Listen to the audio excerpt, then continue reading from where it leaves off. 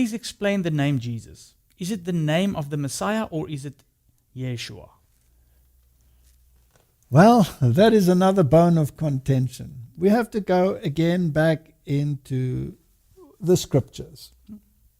The original New Testament, both from the internal evidence and the external evidence, was written in Greek. And the Greek was not a translation, it was written in Greek. Now, many of the names were from Hebrew origin, and some were Aramaic, and these were then translated, or transliterated if you want, into Greek. So, for example, Peter, his name was Kephas, which was Aramaic. But translated, it was Petros, which means a stone. All right? So was it legal and was it right for them to take the name Kephas and translate it into the Greek and make it Petros? Obviously, yes, because they did it, right? Mm-hmm. Or let's take, we have found Messiah, which is the Hebrew word. Then the Bible will say, translated Christos. And thereafter use the name Christos.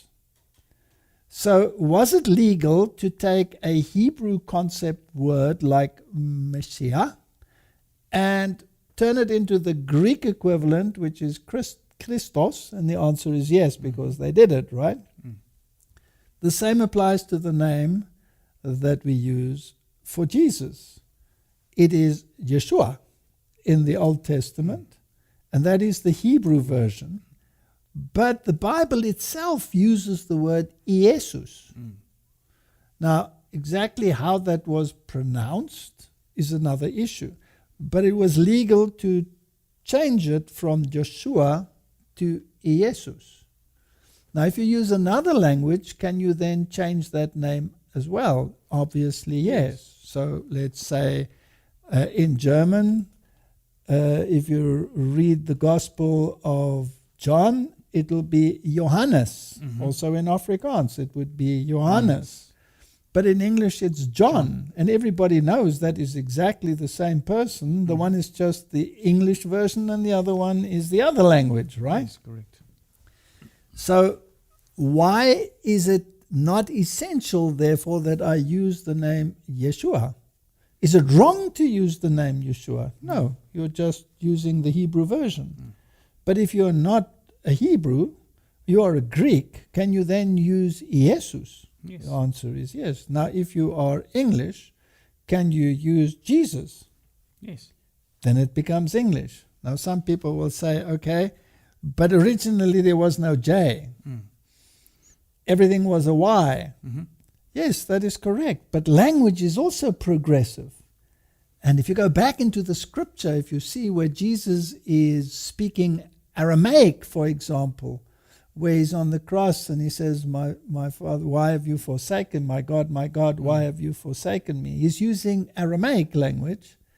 But the dialect that he is using is different from the dialect that you find, for example, in the book of Daniel. So it's progressive change. And it was legal for him to do it because he himself did it. So when a language changes, they brought in the letter J, and many people are unhappy about that because of the sound that it implies. Yeah. Everything was a Y. And you had to, from the word, use the pronunciation for that particular word. So if you said yes, that would be with a Y, right? It was a Y sound. But if you said June, it is a J sound. It was also spelt with a Y. Now, if you're a foreigner, you will say, excuse me, why are they both spelt with a Y if one is pronounced Y and the other one is pronounced J? So in English, to emphasize the pronunciation as a J sound, they introduced the letter J. Now, is that changing a name and saying, well, now you've messed with the name? No, you are running with the rules of a language. Yes. So I always give the example, if I go to Poland, there my name is Volterra. Yeah. But I'm not Volterra, I'm Walter. But I'm actually not Walter because I'm German, I'm actually Walter. So which one is it now? Well, if I'm in Poland, I'm a Volterra, and if I am in German, I'm a Walter, and if I am in England or any other English-speaking language, I'm a Walter. And I must just live with that because that's the way languages work. The same with the Bible. So I think there is absolutely nothing wrong by referring to Jesus as Jesus. Just like if I was speaking Greek, I would refer to him as Jesus, and if I was a Hebrew, I would speak to him as Yeshua. Thank you very much.